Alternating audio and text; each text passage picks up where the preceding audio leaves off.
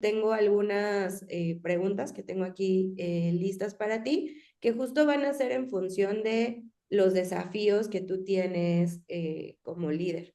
Eso es lo que vamos a ver. No sé si Bien, perfecto. alguna duda, algún comentario. Adelante, adelante con las preguntas y gracias por todo el contexto que me diste. No, pues de verdad muchas gracias a ti por el tiempo.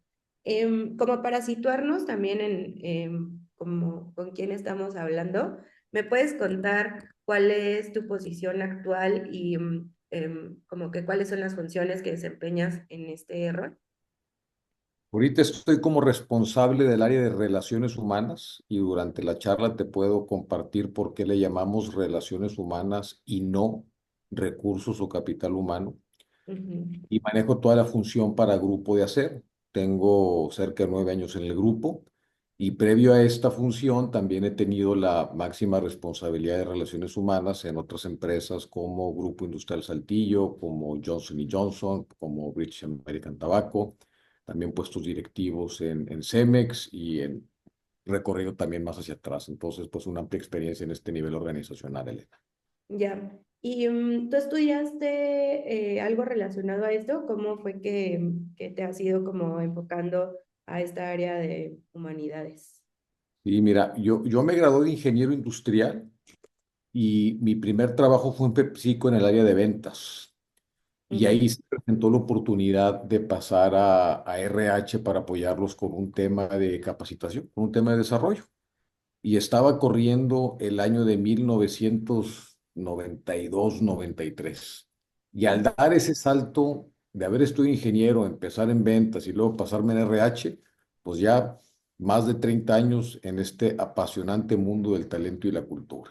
Ya, o sea, como ingeniero industrial ejerciste muy poquito, ¿no? Como esa parte en PepsiCo.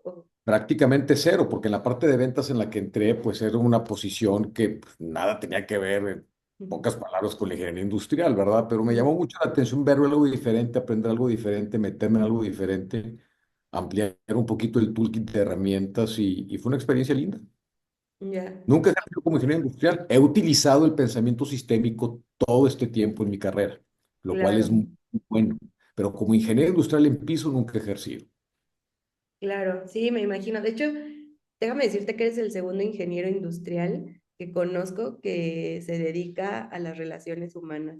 Un ex Ándale. jefe mío era ingeniero industrial también. Él estaba más como gerente de operaciones en una agencia de publicidad donde yo estaba trabajando. Pero justo lo que acabas de mencionar se me hace relevante porque es como esta mentalidad como de procesos y de estructura, creo que a veces es también lo que falta como con las relaciones humanas y, y como que traer este enfoque diferente ayuda o pone justamente un aporte diferente al que normalmente estamos acostumbrados, ¿no? Ok, perfecto. Sí, no, no, y me gusta mucho ese enfoque porque eh, el enfoque sistémico aplicado al mundo del talento y cultura es crítico. Muchos consultores lo han dicho, que los que estamos trabajando en esta área generamos muchísimo valor cuando conocemos el negocio. Ujú. Y si tienes un pensamiento holístico, una visión que conecta de punta a punta todos los procesos y conoce perfectamente a tu compañía, generas mucho valor cuando trabajas en el tema de RH. Y bueno, Claro. me ha sido de mucha utilidad, de mucha utilidad. Súper. Oye, ¿y qué otras cosas consideras que has hecho como para formarte como líder? En este puesto directivo, digamos como que ya por el puesto ya como que a veces nos autonombramos líderes, pero igual tal vez la pregunta antes es si te consideras un líder y qué cosas has hecho para formarte en ese liderazgo. Bien, te voy a compartir lo siguiente, voy a estirar tantito la mano para compartirte y poner aquí en pantalla. Aquí estás viendo mi primer libro. Este Ujú. libro lo publiqué en la Feria del Libro de Monterrey hace un par de meses. Se llama Heartset, el Ujú. renacimiento 2.0 del Sapiens y de las organizaciones conscientes.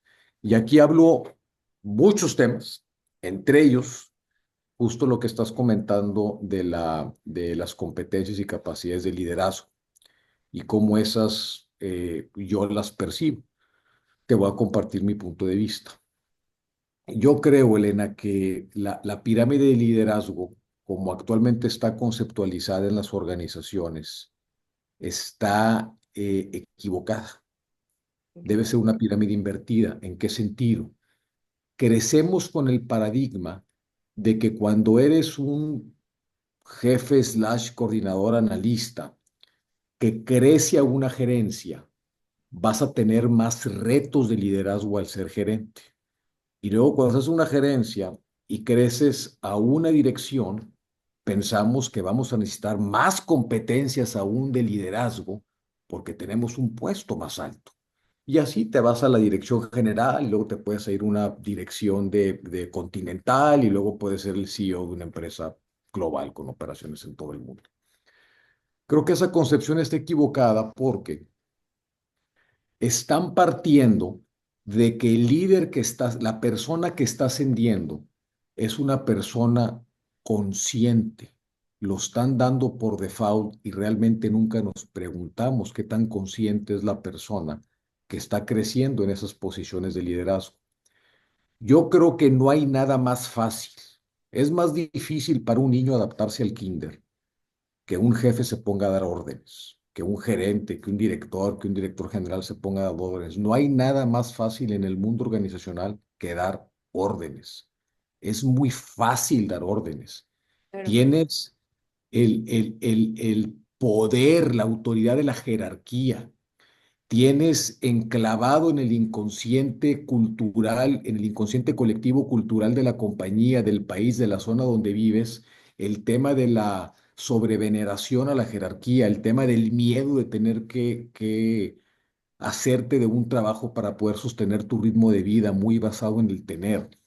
Y no nos cuestionamos que esas personas que están creciendo puede que tengan un gramo en su nivel de conciencia personal y que en ese nivel de conciencia personal o inconsciencia, como ignoran lo que ignoran, simple y sencillamente se la pasan dando órdenes en vez de autogobernarse y conocerse a sí mismos. ¿A qué me refiero con que está invertida la pirámide? Lo más difícil en todo modelo de liderazgo es que te conozcas a ti mismo. mm, Después de que te conoces a ti mismo, que por cierto es un proceso que nunca termina, ahora sí puedes empezar a buscar conectar para conocer a los demás.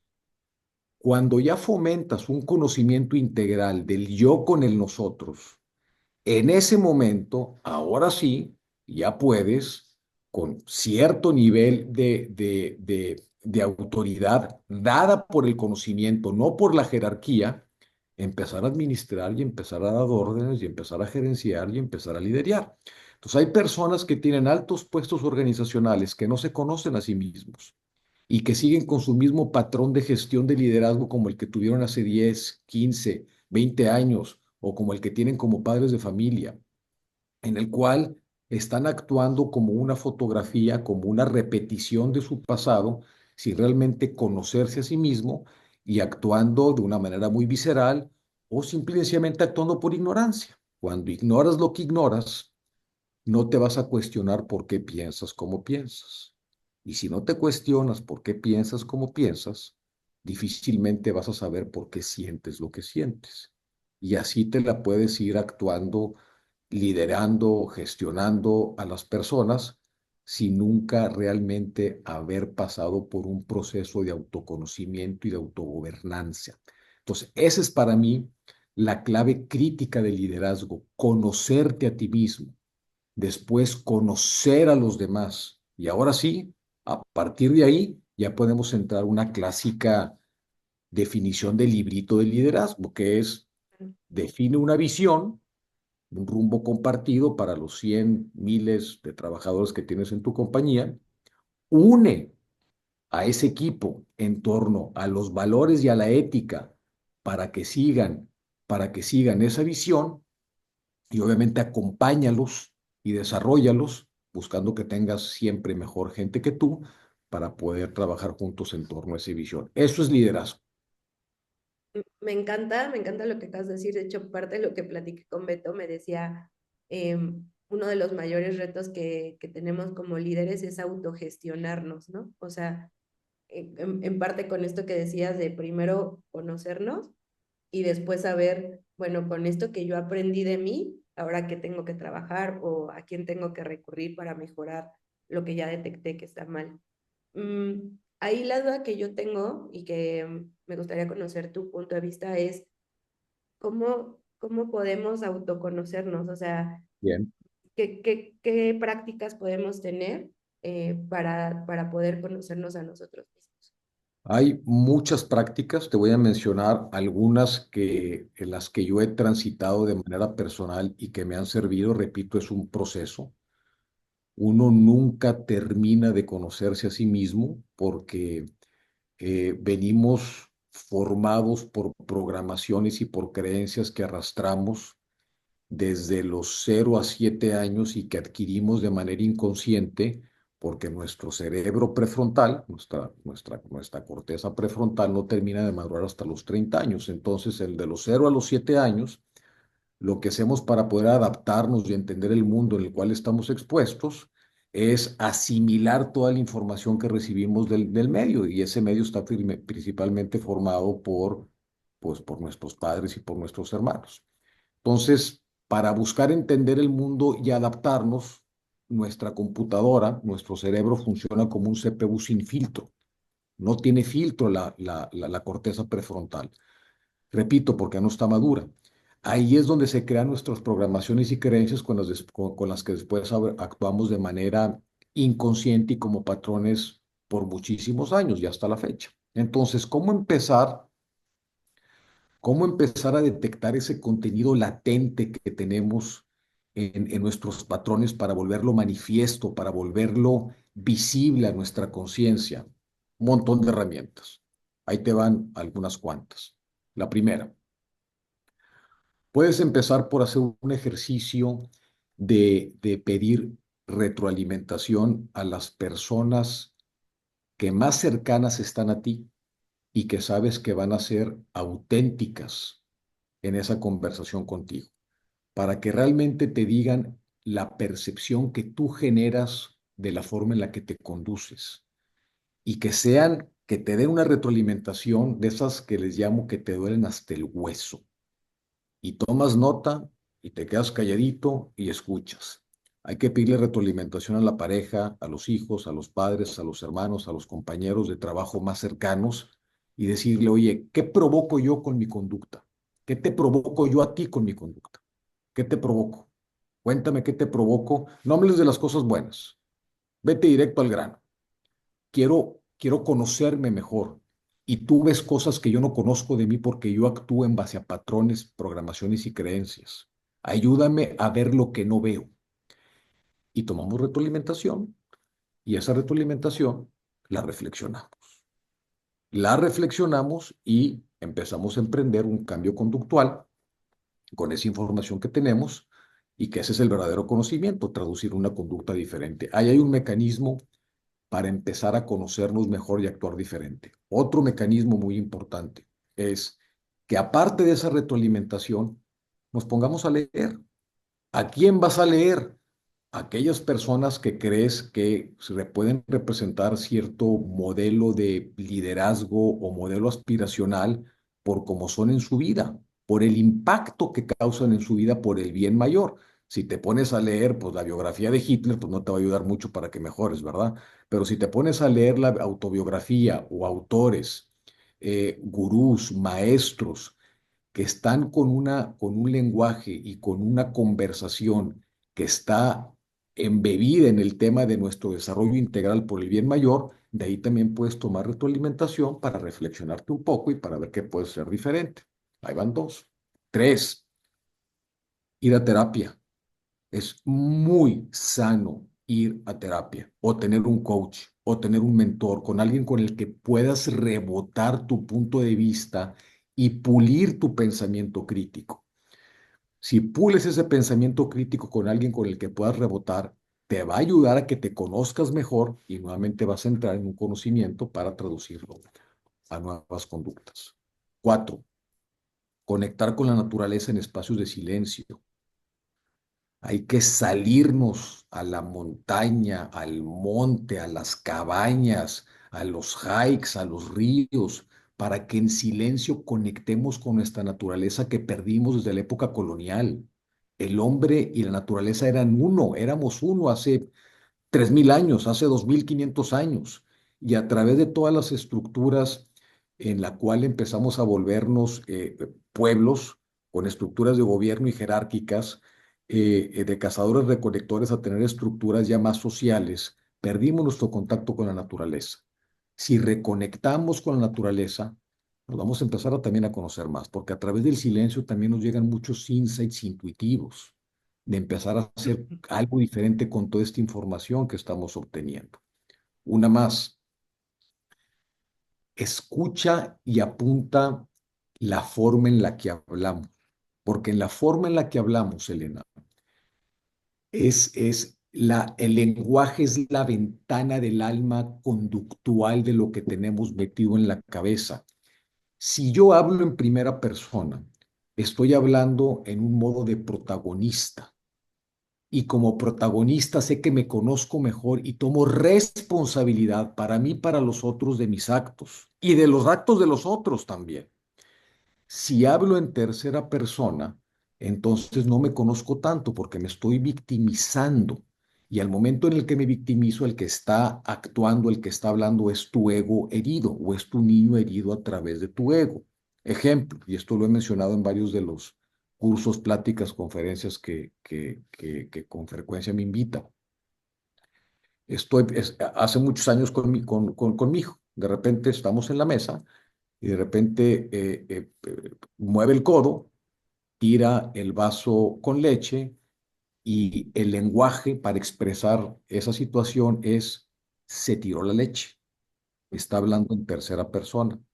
No, chamaco, no se tiró la leche. Tú tiraste la leche. Un accidente, no pasa nada, límpialo. O por ejemplo, cuando vamos al trabajo o salimos a alguna fiesta, a algún lado en el auto, me multó el policía. No, me multó el policía. Y yo iba a 80 kilómetros por hora en zona de 50 y por eso el policía responsablemente me expidió una multa. Me tronó el maestro.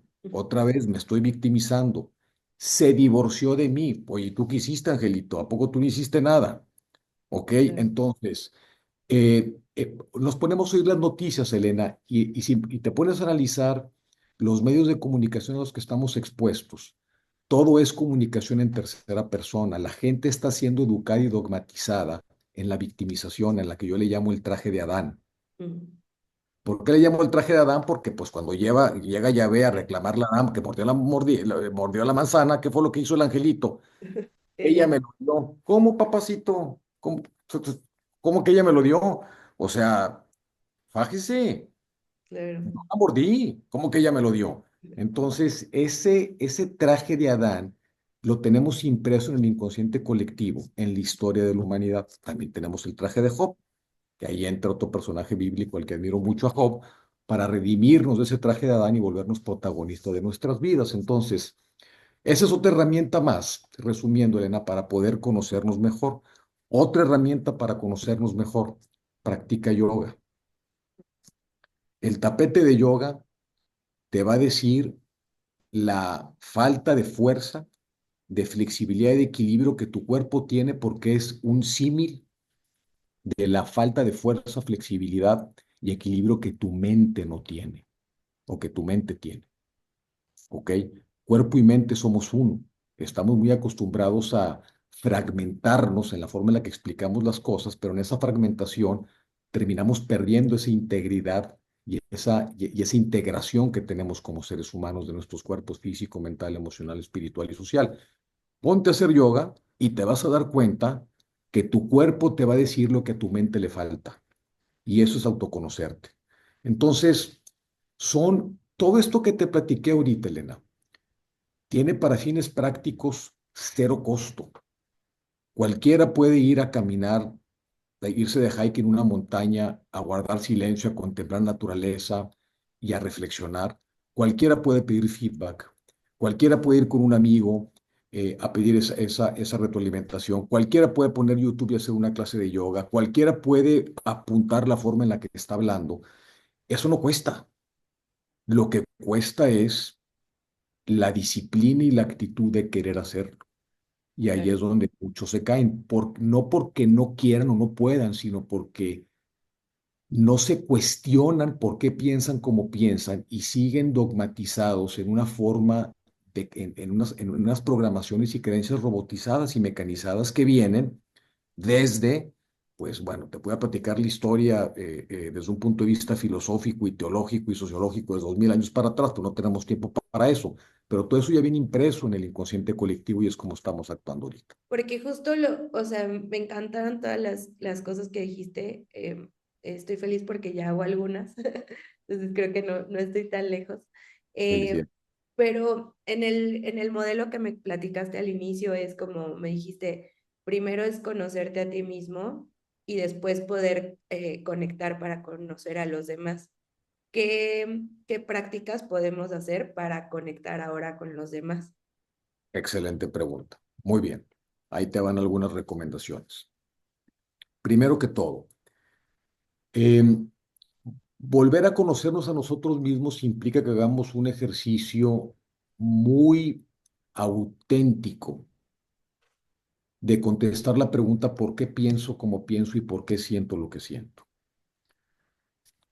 Teniendo ese concepto, empezarlo a andar a nivel de borrador que constantemente viene evolucionando, viene un siguiente ejercicio de vulnerabilidad hacia el otro. Vulnerabilidad hacia el otro. La sociedad en Occidente, por como hemos sido educados por 2000 años, para fines prácticos, con muchos dogmas y con muchas estructuras patriarcales, es mal visto que nos vulneremos. Los hombres suelen ser educados con no llores, no digas eso, aguántate, y hombres y mujeres que entran en el argot organizacional, estamos siendo dogmatizados con la palabra resiliencia.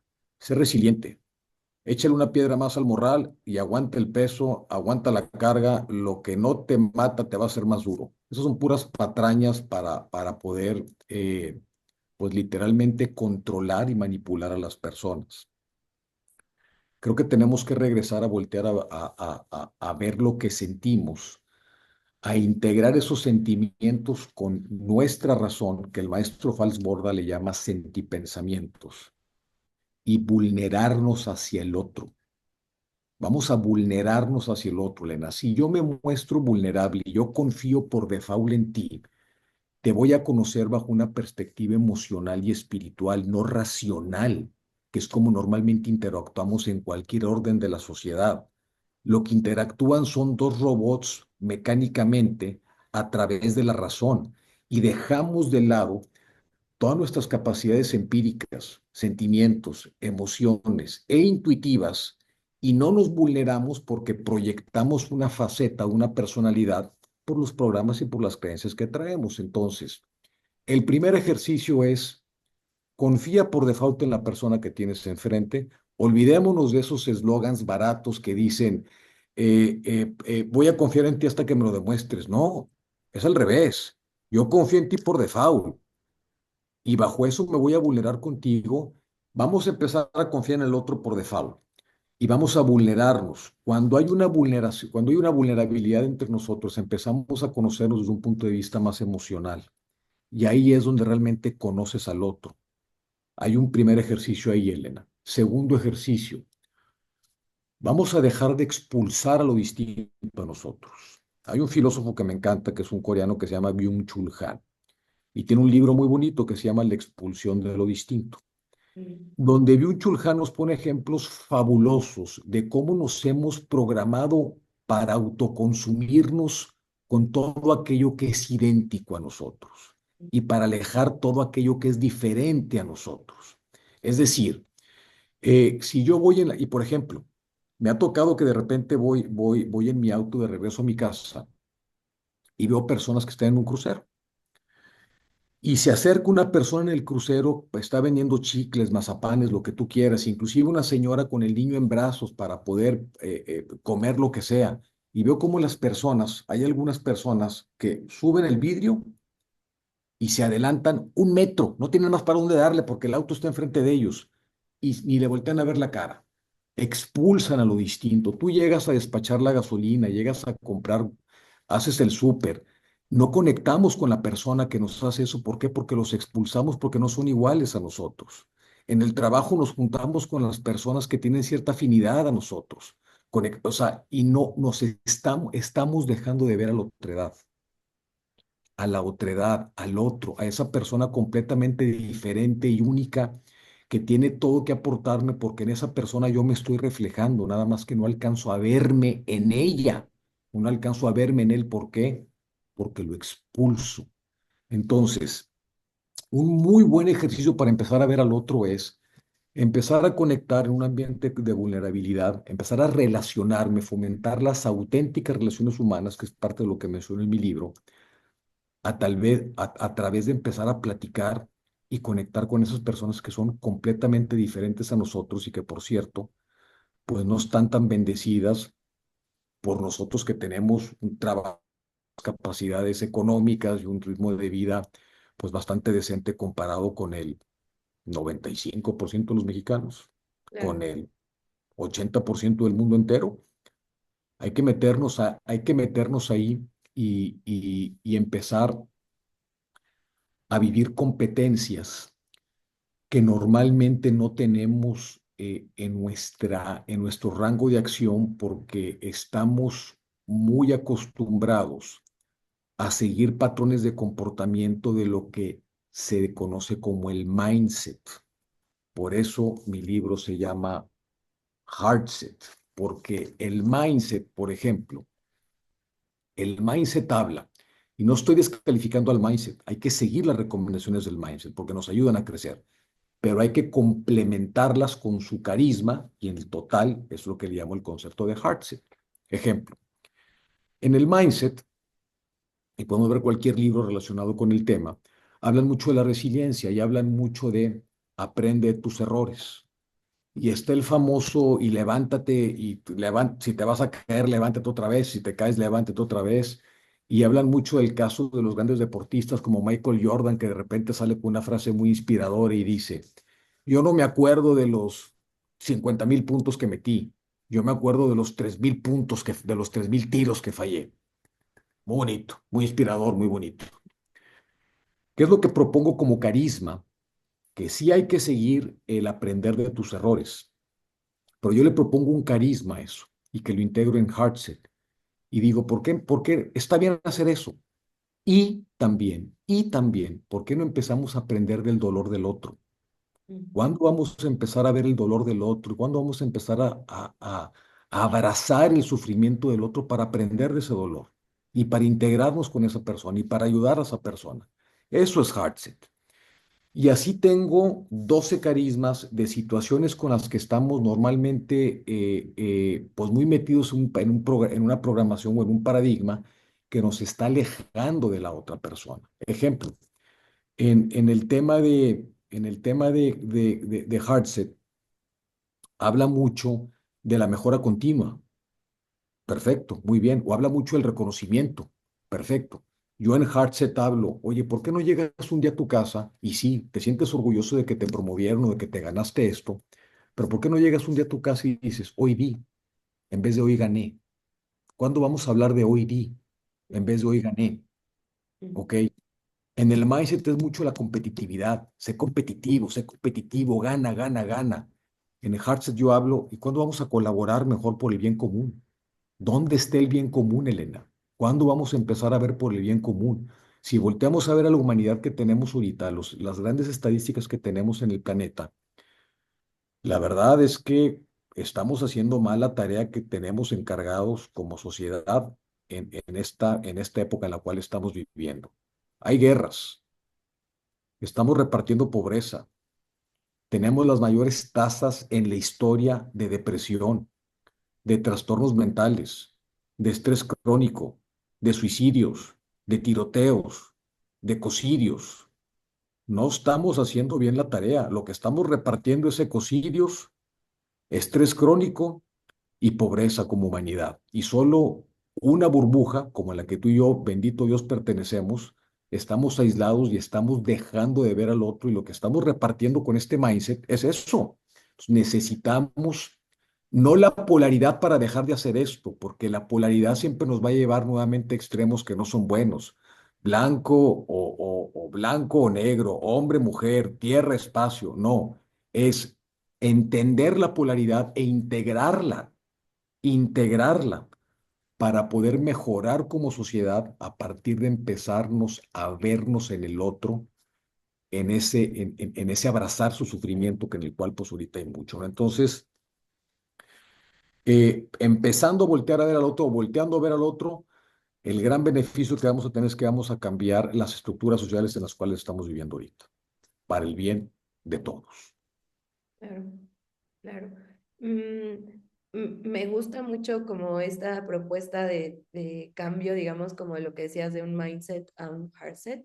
Creo que definitivamente, como lo mencionas, a veces nos cuesta mucho el empatizar e incluso el relacionarnos, ¿no? Con lo distinto, creo que me pusiste un ejemplo pues muy evidente, pero a veces también no nos relacionamos con personas que son distintas a nosotros, pero que tienen otras diferencias que a veces, como dices, no son tan evidentes o no nos cae el 20 porque son diferentes o porque no me quiero relacionar con ellos, ¿no?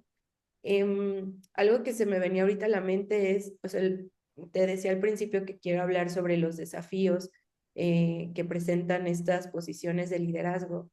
Y creo que esta es mi creencia, pero me gustaría también escuchar si estás de acuerdo con esto, pero creo que tú como responsable de las relaciones humanas dentro de una empresa, pues también al final de cuentas eres responsable de guiar al resto de la organización en pro de una mejor relación, ¿no? Y creo que eso ya es un reto para ti, o por lo menos lo sería para mí que no tengo una experiencia en eso.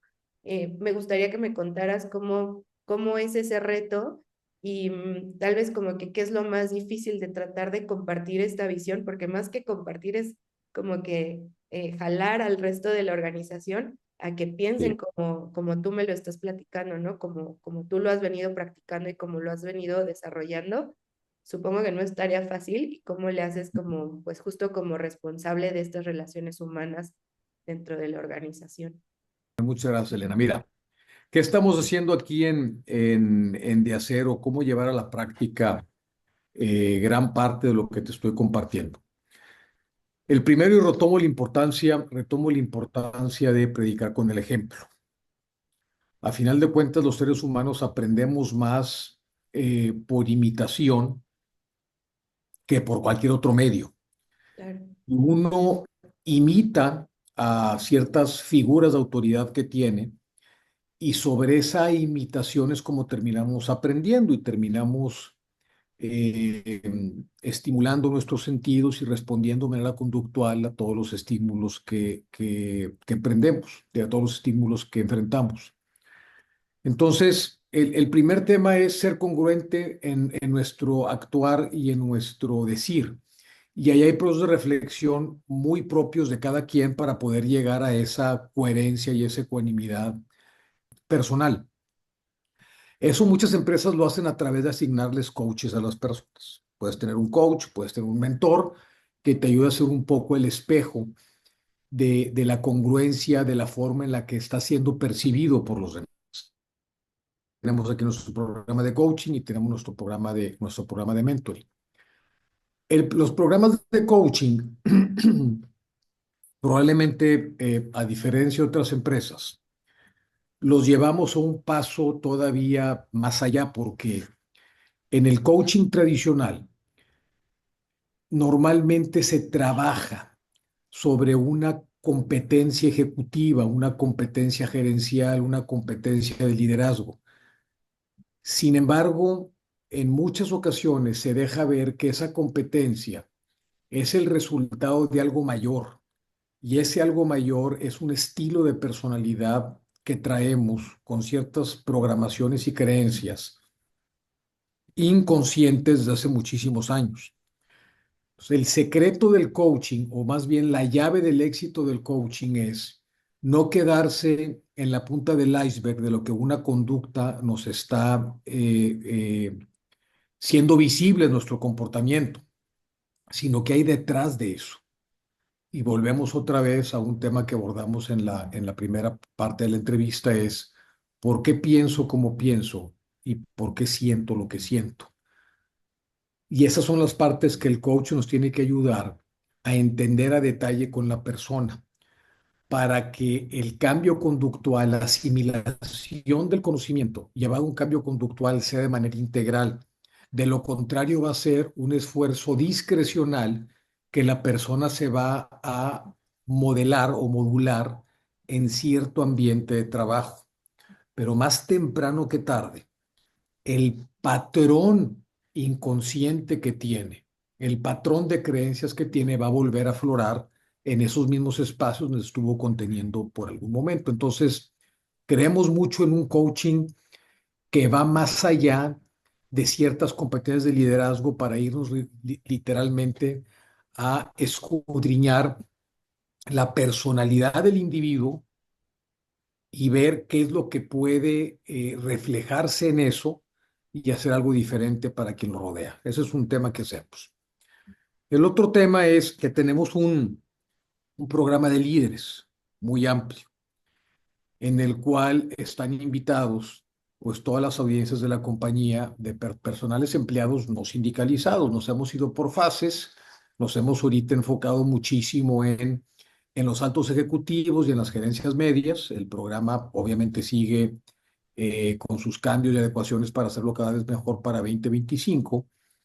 Y la mayor parte de la temática que vemos en, en nuestros programas de liderazgo, Elena, están relacionados con cómo ser una mejor persona, cómo ser una mejor versión de ti el día de hoy comparado con el día de ayer, el día de mañana comparado contra el día de hoy, una mejor versión de ti a nivel personal.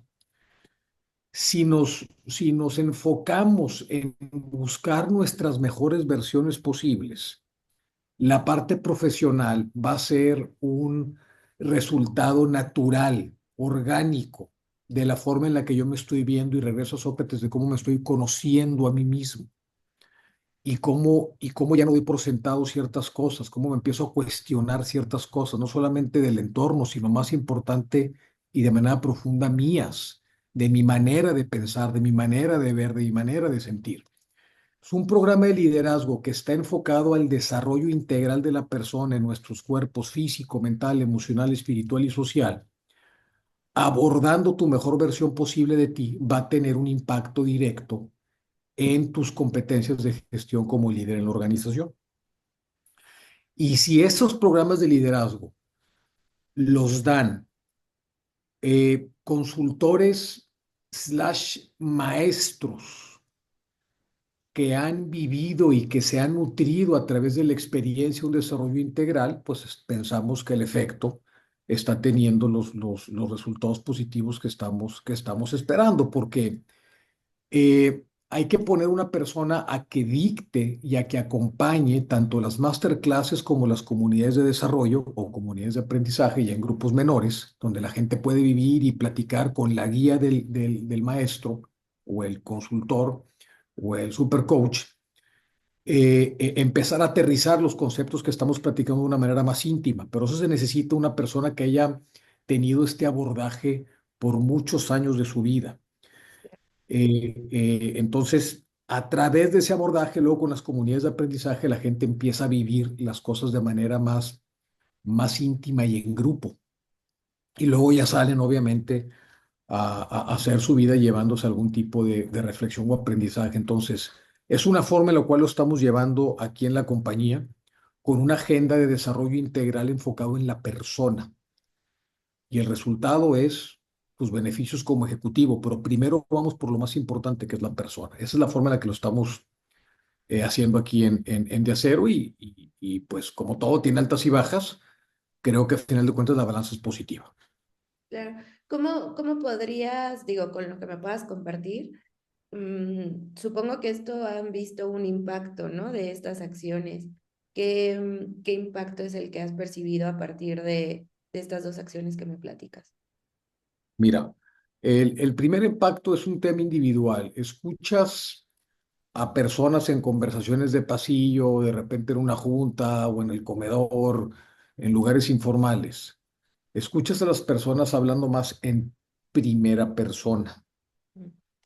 con un lenguaje más protagonista, más jovista, como yo le llamo, por vestirnos del traje de Job, y menos victimizante o adanista, quitándose el traje de Adán que platicábamos en la sesión pasada. La manera en que una persona utiliza su lenguaje denota tal cual su nivel de conciencia y su nivel de responsabilidad en sí mismo y para los otros. O sea, el lenguaje es clave.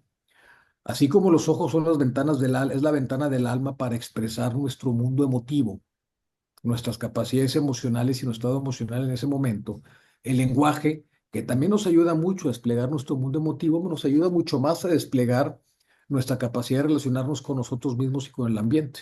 Y si está en primera persona, pues obviamente va a tener ese beneficio producto de los procesos de desarrollo que cada quien tiene en su vida. Entonces eh, una manifestación muy clara del beneficio que está teniendo el programa.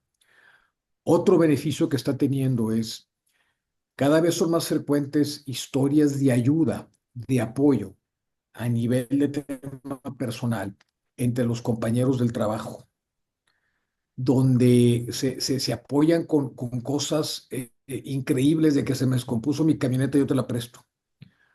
Oye, tú, tengo que salir al doctor, yo te cuido a tu hijo porque somos vecinos. Ya están pasando las relaciones de ser meramente, en muchos casos, meramente transaccionales y mecánicas de un día a día laboral, y ya están pasando muchos casos a ser relaciones de amistad, están pasando a ser auténticas relaciones humanas. Y las posibilidades que tienes cuando trabajas con un amigo son mucho más que cuando trabajas meramente de manera mecánica y transaccional con un colega. Yo creo que hay beneficios en movernos hacia la parte de amistad. Yo ya acuñé el término de hermanigos y de hermanigas. Son hermanos que por decisión, que los hice hermanos por decisión, eran mis amigos y por decisión los elevé a la categoría de hermanos y hermanas por esa bonita intimidad que estamos relacionándonos en vulnerabilidad total y conociéndonos en las cosas más importantes de la vida. Y de ahí se han desprendido muchísimas oportunidades. Entonces, esos dos indicadores te los pudiera compartir que están aflorando en la empresa y estamos sembrando esas semillas pues para el bien de las personas y por ende de la compañía, ¿verdad? Que es un resultado secundario. Claro, y supongo que esto va de la mano de lo que me platicabas también muy al inicio de la primera parte, que me decías, yo soy el responsable de las relaciones humanas, no del capital humano, no de los recursos humanos. ¿Me quieres contar un poquito sobre cuál es la diferencia que tú encuentras entre esto y el capital y los recursos humanos? Sí, buenísimo, Lenny. Gracias por hacerme la pregunta. Aunque no me lo hubieras hecho, yo lo hubiera sacado, porque ando en campaña con eso, pero qué bueno que me lo hiciste primero tú. Porque así estoy en campaña en los diferentes foros donde platico, las conferencias a las que me invitan. Puntualizo mucho esta diferencia crítica entre relaciones humanas y recursos/capital humano. Y te voy a platicar una historia para darle un contexto, eh, de nuestro comportamiento como personas y también un contexto histórico desde dónde viene esto impreso y acuñado en la forma en la que estamos hablando en la actualidad. En la primera revolución industrial, érase los años de 1780 y tantos. En la primera revolución industrial hubo un gran desabastecimiento de personas, de talento, en los campos, porque hubo mucha migración de los campos a las industrias y a las empresas nacientes en la Gran Bretaña. E inclusive en las propias empresas nacientes también había desabasto de talento, había desabasto de personas. No completaban ni con la gente que estaba migrando de los campos a la ciudad, ni completaban con las propias personas de la ciudad. Entonces la corona británica comisionó a la Compañía Neerlandés de las Indias Occidentales, que en aquel entonces era probablemente la única o de las pocas empresas que tenían la autorización de parte de los gobiernos para la trata de esclavos. Entonces la Gran Bretaña le dijo a esta compañía, oye, lánzate a África y pues tráeme esclavos, rapta gente y tráeme esclavos. ¿Por qué? Porque necesito esclavos en los campos para abastecer el talento que perdí en los campos. Y necesito esclavos pues, literalmente también en las fábricas, ¿verdad? Entonces, la Compañía de Relaciones Occidentales regresó a la Gran Bretaña con un montón de esclavos y los trataron, los esclavizaron, los vendieron a favor de campos y a favor de empresas. Los economistas de la época, y por ahí si quieres puedes googlear después a John Commons, que cerca de 80 o 90 años después describió este fenómeno que sucedió en la primera revolución industrial, tal cual como la trata de esclavos la describió como recursos humanos. Inclusive la acuñó también como capital humano, porque John Commons fue economista. Ya. Y más allá del lenguaje del señor Commons, que era un economista que pensaba en términos de números y acuñó el término recursos humanos o capital humano, más allá de eso, que de por sí está mal planeado, ¿verdad? Porque el lenguaje como que la destruye. Claro. El tema es el fenómeno que describió. El fenómeno que describió, Elena. Ya pasaron 250 años de eso. Y a cualquier empresa que voltees a ver, la mayor parte de las empresas, en el 90 y tantos por ciento de las empresas en el mundo, dicen que su área se llama recursos humanos o capital humano. En el mundo. Y hablan que tienen un propósito por el bien mayor y hablan que tienen una cultura de sustentabilidad y hablan de cómo hacer mejor al planeta, pero hacia adentro el lenguaje los está traicionando en el inconsciente colectivo. No es que digamos en las empresas donde se autonombran así, no es que tengamos una agenda malévola, o sea, claro que no, las personas que estamos en esta humilde posición y rol relacionado con RH, pues claro que vemos por la gente, pero el inconsciente colectivo también juega un rol crítico y a veces el ver por la gente puede ser un poquito dudoso o está en una línea gris. Y si yo me autonombro recursos humanos, ¿cómo te voy a ver? Pues en el inconsciente te voy a ver como un recurso. Y si yo me autonombro capital humano en el inconsciente, ¿cómo te voy a ver a ti? Pues te voy a ver como un capital. Y hay un fenómeno psicológico muy interesante porque cuando tratamos entre personas, tratamos con nuestro inconsciente sintonizado al tema sujeto-sujeto. Pero cuando nos metemos en un ambiente donde está posicionado el tema de recursos o de capital, entra en nuestro inconsciente una forma de vernos, o por lo menos desde la persona, de verme como un sujeto, pero ver a la persona de enfrente como un objeto, o como un medio, o como un recurso, o como un capital. Y eso empieza a lacerar la confianza, y eso empieza a lacerar la vulnerabilidad, y nos empezamos a aislar, nos empezamos a robotizar, y llegamos pensando que todo está resuelto en nuestras vidas, y llegamos a trabajar pensando que las personas son 100% felices cuando cruzan por la puerta de un corporativo. Y empezamos a tratarnos como tal, y lo empezamos a manifestar en el lenguaje. Ejemplo, estamos ahorita en la etapa de presupuesto. Y es muy normal escuchar en una junta, oye, es que fíjate que para lograr esta meta estratégica que tengo para el año que entra, voy a necesitar 3 recursos adicionales. Y yo me volteo y les digo, oye, ¿te refieres que necesitas 3 computadoras o 3 personas? Ah, no, perdón, Pablo, sí, sí, necesito personas. Bueno, llámale personas, no llames que necesites recursos, ¿verdad? Ahí te voy a poner otro ejemplo. Con toda la mejor intención que tenemos los profesionales de RH de ayudar por el bien de la compañía y evolucionar y desarrollar el talento y la cultura de las empresas, Las herramientas que utilizamos, Elena, están embebidas en el mundo del inconsciente colectivo del recurso y del capital. Ejemplo, y es algo que menciono en mi libro, el Nine Box, la famosa metodología que muchas empresas utilizan. Entonces, tienes tu Nine Box, tienes en un eje el desempeño y en el otro eje competencia o potencial, lo que le quiera poner cada uno, y luego tienes las 9 cajas. Las 9 cajas no consideran el elemento personal, solo consideran el elemento de verte como un recurso, como un medio. ¿Cuál fue tu desempeño? ¿Y cuáles fueron tus competencias o potencial? Si fue alto, te premio. Si fue alto, te despido, para acabar pronto. ¿Y en qué momento volteamos a ver a la persona? ¿En qué momento volteamos a ver que una caja 9, únicamente por la punta de la pirámide, la punta del iceberg de su desempeño y de su potencial, le preguntamos qué es lo que le está pasando en su vida, le preguntamos el esfuerzo que le tomó llegar a ser una caja 9? Sabemos que esa persona se levanta a las 5 de la mañana para llevar a sus hijos a la escuela.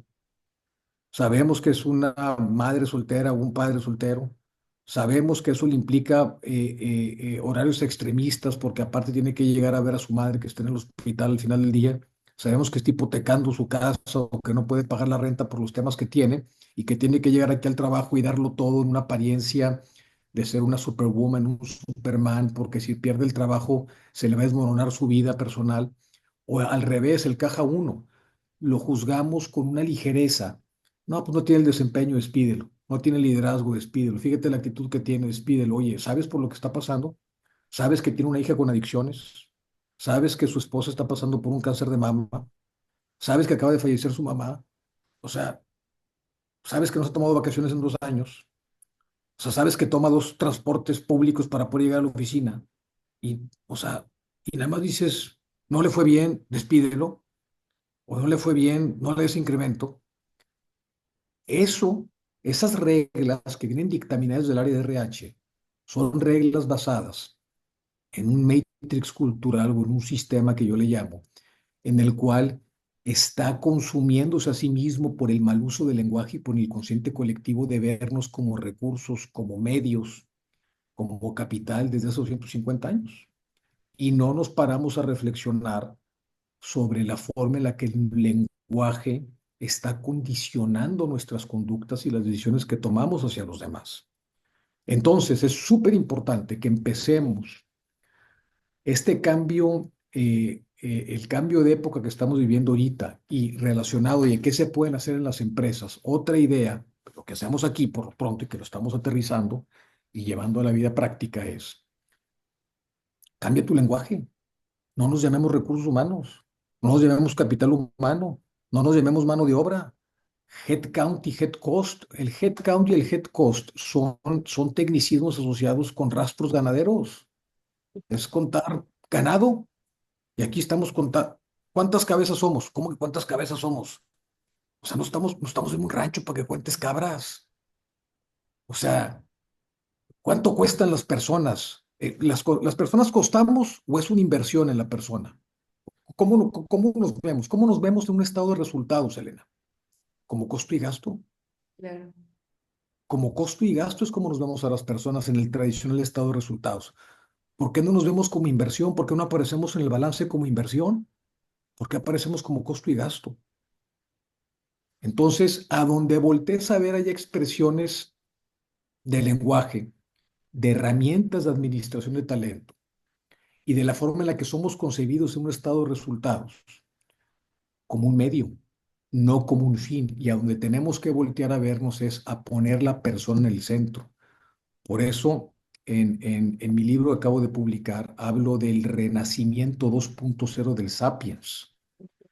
¿En qué estamos renaciendo en este nuevo renacimiento que el anterior ocurrió en la Edad Media, en el término de la Edad Media, con Copérnico, con Da Vinci, con Nicolás de Cusa, con Miguel Ángel?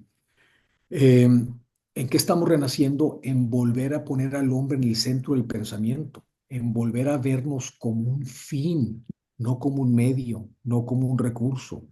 Si nos ponemos en el centro del pensamiento, vamos a empezar a cambiar la forma en la que nos conducimos, la forma en la que actuamos, la forma en la que hablamos. vamos a empezar a vulnerarnos unos a los otros, a vernos a los ojos, a dejar de expulsarnos, a empezar a incluirnos, a realmente vivir una auténtica diversidad e inclusión. Y pues obviamente eso va a generar auténticas relaciones humanas que nos van a llevar no solamente en la empresa, en nuestras familias, sino en la sociedad y en la humanidad como tal.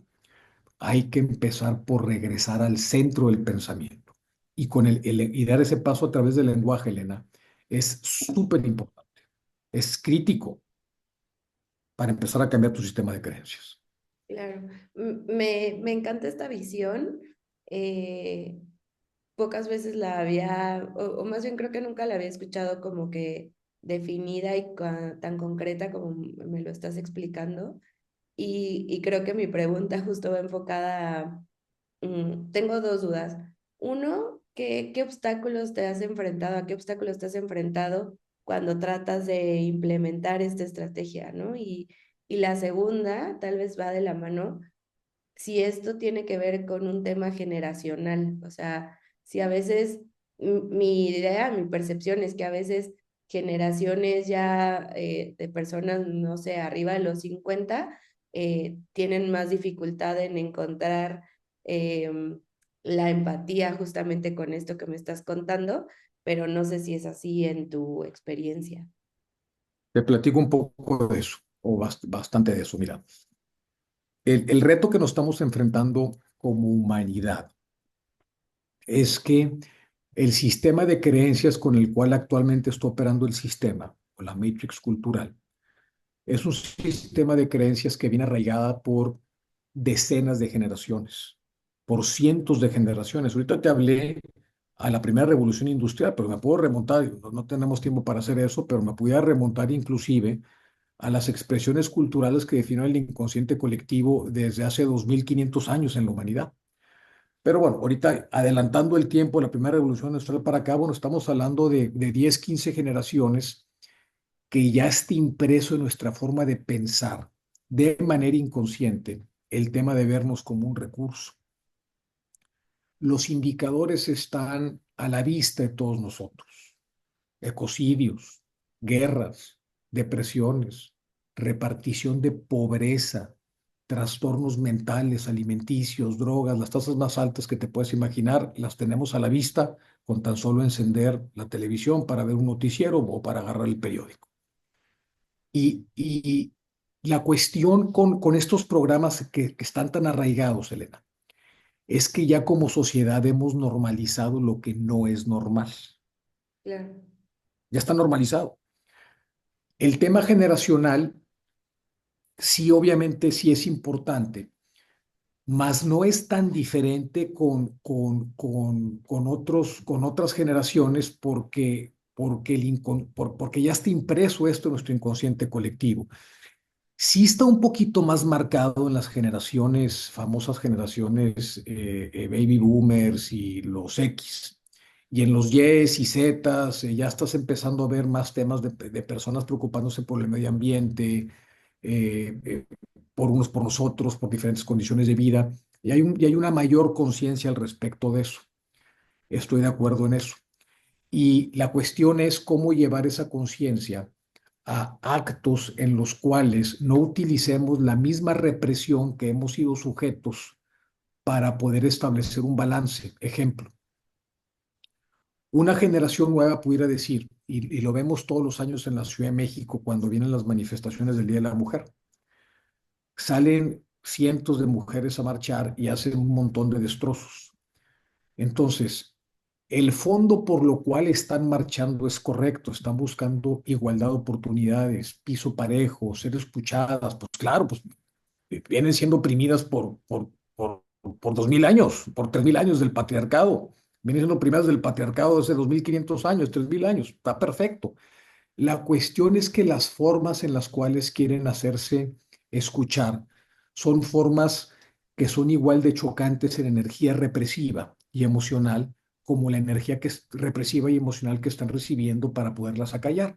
A través de la violencia, pues no, pues es que ese no es el camino, ese no es el camino. Entonces, y te pones a ver una persona que nació en los 60 o en los 70 y va a decir, yo estoy a favor de la mujer.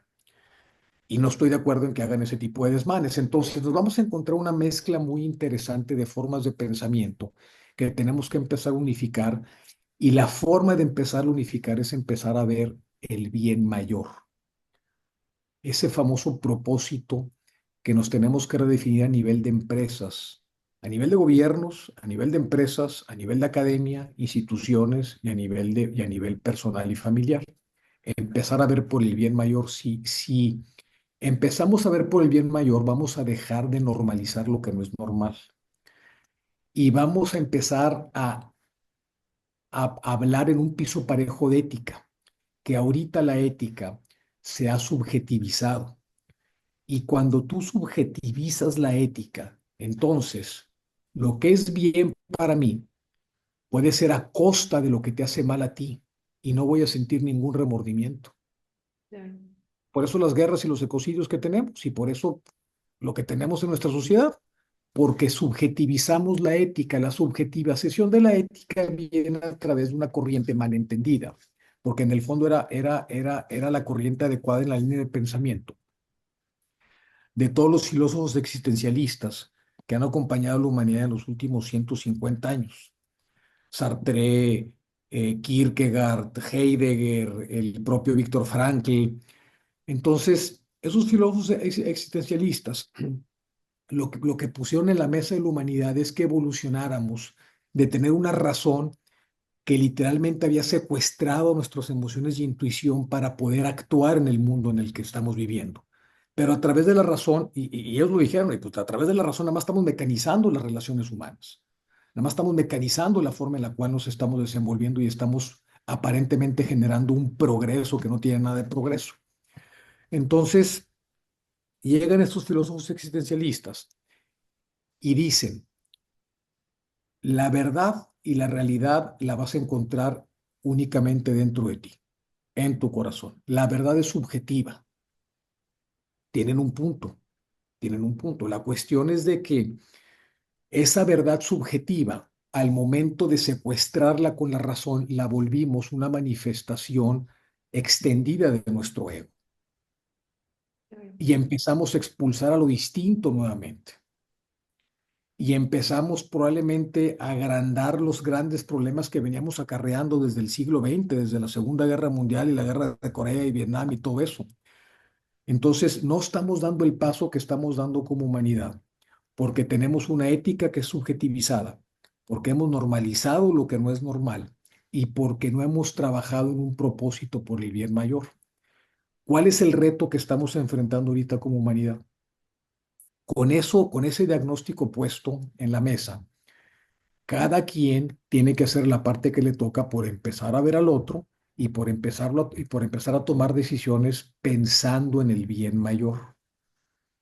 Y si empezamos a tomar poquito a poquito, cada quien desde el rol que tiene, decisiones por el bien mayor, vamos a empezar a influenciar a las generaciones a un ritmo acelerado. ¿Cómo le hago para que una persona que nació en los 50, 60, 70 o probablemente 80 empiece a tener esta nueva visión? Bueno, hay que empezarle a hablar probablemente de los sentimientos que cada quien tiene en conforme está viviendo el mundo que estamos experimentando, porque al momento que hablas de tus sentimientos y de tus emociones, eso no está sujeto a debate. Puede estar sujeto a debate la temperatura que ahorita yo tengo aquí en Monterrey, pero no está sujeto a debate el decirte tengo frío. Pues Claro. tengo frío. ¿Y qué me vas a decir? Vamos, estás exagerando. Pues bueno, pues tengo frío. Oye, es que está a 20 grados. Pues sí, pero tengo frío.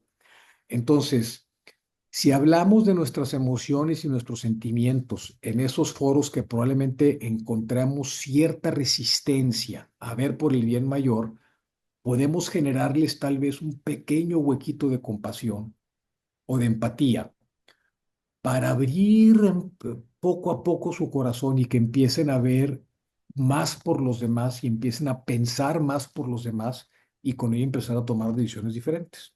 Pues todo parte de cada uno, de la responsabilidad que cada uno tenemos y que esa responsabilidad, como lo dice el maestro Levinas, eh, eh, la llevemos de todo en todos. El maestro Levinas decía, yo soy responsable de todo en todos. Desde el momento en el que te veo, ya soy responsable de ti. Desde el momento en el que te veo, ya soy responsable de ti. Y poquito a poquito, Elena, poquito a poquito Claro. con el ejemplo.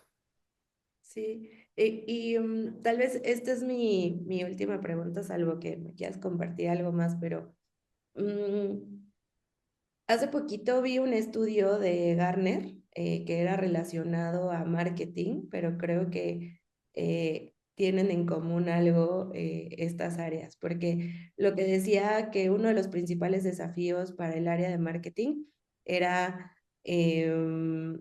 presentar estrategias, que todas las estrategias de marketing requieren dinero y que no siempre, o sea, el mayor desafío era demostrar este famoso retorno de inversión o como cuál va a ser el efecto que van a tener esas campañas o esas estrategias de marketing. Confírmame si en el área que gestionas o en esta experiencia que has tenido, tienen el mismo desafío, ¿no? Como hacer estas inversiones, como llamabas, no solamente en personal, sino las diferentes actividades que me platicaste, y que seguramente hay una pregunta ahí de, ¿y esto de qué nos va a servir? O esto, ¿cuántos pesos más me va a traer a partir de que hagamos, por ejemplo, una sesión de coaching o estas masterclasses que me decías? ¿Cómo han sido esos debates?